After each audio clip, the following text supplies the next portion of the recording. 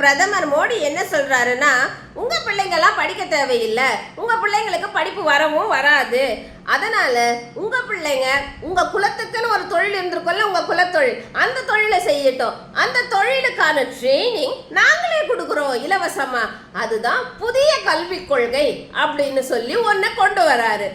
அதை ஆதரிக்கிற மாதிரி, ஆனால் ஆதரிக்கிற மாதிரி கிளியரா தெரியாத மாதிரி நம்ம சீமான் அண்ணன் என்ன சொல்றாருன்னா, நம்ம பிள்ளைங்கள்லாம் ஆடு மாடு மேய்க்கணுமா, அவங்க பிள்ளைங்க கான்வென்ட்ல படிக்கணுமா, அவருக்கு தமிழ் வழி பள்ளிக்கூடமே கிடைக்கலையா தமிழ்நாட்டுல சொல்றாரு சீமான்.